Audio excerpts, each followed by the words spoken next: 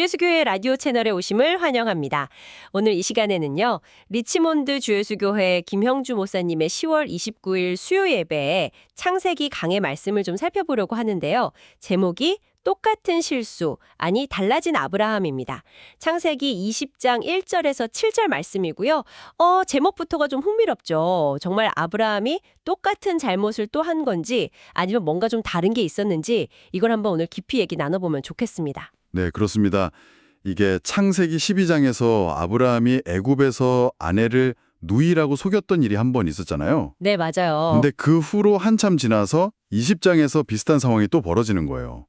특히 그 소돔과 고모라 멸망이라는 엄청난 사건 바로 직후거든요, 이게. 19장 바로 다음이군요. 네. 그래서 왜 하필 이때 또 이런 일이 있었나? 그리고 이번에는 뭐가 좀 달랐나? 이걸 보는 게 중요할 것 같습니다. 맞아요. 20장을 보면 아브라함이 이제 그랄 땅으로 가서 거기 왕 아비멜렉한테 또 아내 사라를 누이라고 하잖아요. 그래서 아비멜렉이 사라를 데려가고요. 정말 12장하고 판박이죠. 네, 그래서 설교에서도 왜 아브라함이 이런 실수를 또 했을까 그 원인을 좀 파고 들어가더라고요. 네, 목사님께서 두 가지 정도를 좀 중요하게 짚어주셨는데요. 첫째는 아브라함이 있어야 할 곳, 그러니까 하나님이 머물라고 하신 곳을 떠났다는 점이에요. 헤브론을 떠난 거요? 네, 헤브론에 머무는 게 하나님의 뜻이었을 텐데 아마 그 소돔 멸망 후에 좀 불안했거나 아니면 뭐 현실적인 어려움이 있었거나 그래서 그랄 땅으로 옮겨간 거죠. 12장에서도 기근 때문에 애굽 갔던 것처럼요. 그렇죠. 뭔가 어려움이 닥치니까 하나님께 묻기보다는 자기가 예전에 해봤던 방식, 인간적인 방식으로 해결하려고 했던 거 아닌가 이렇게 볼 수 있다는 거죠. 있어야 할 자리를 떠난 게 문제의 시작이었다는 분석입니다. 하나님 인도하심보다 당장의 어떤 불안감이나 염려가 더 컸다는 거네요. 근데 단순히 장소를 옮긴 것 말고 또 다른 이유가 있을까요? 네, 그게 이제 두 번째 원인인데 이게 좀 더 근본적인 문제 같아요. 바로 그 반복되는 잘못된 습관.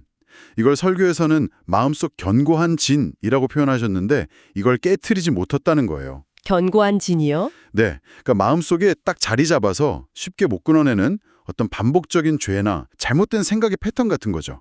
위기가 딱 오니까 예전에 써먹었던 그 방법, 아내를 이용해서 자기 안전을 지키려는 그 방식이 또 나온 거예요. 특히 왜 그랬냐고 물으니까 아브라함이 그러잖아요. 여기 사람들은 하나님 두려워하는 게 없어서 내 아내 때문에 날 죽일지도 모른다. 이렇게 자기가 먼저 판단해버린 거죠. 네, 11절에 나오죠. 네, 그러니까 하나님이 없다고 생각되는 곳에서는 인간적인 방법이 최고다. 뭐 이렇게 여긴 거예요.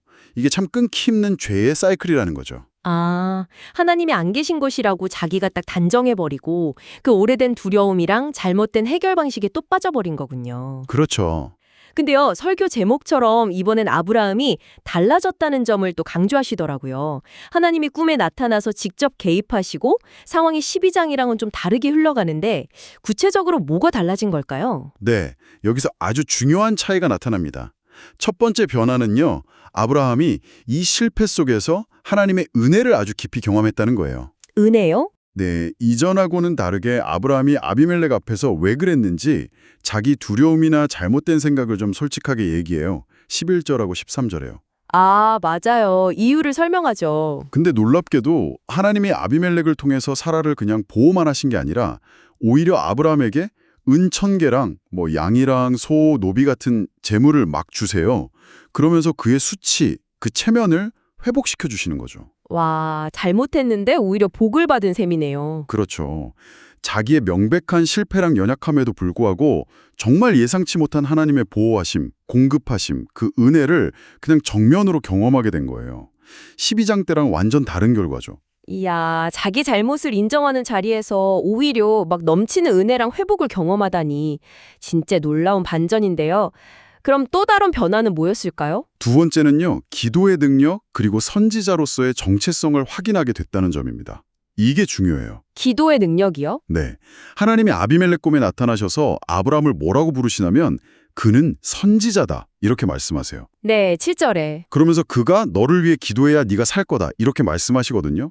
그리고 실제로 아브라함이 기도하니까 하나님께서 아비멜렉 그런 그 집안 여인들의 태를 열어주시는 응답을 딱 보여주세요. 17절, 18절에요. 와, 설교에서는 이게 아브라함이 자기 기도를 통해서 하나님의 능력이 나타나는 걸 구체적으로 체험한 아주 중요한 첫 사건일 수 있다고 강조하세요. 이 경험이 아브라함의 믿음을 정말 한 단계 확 성장시키는 계기가 됐을 거라는 거죠. 와, 진짜 대단하네요.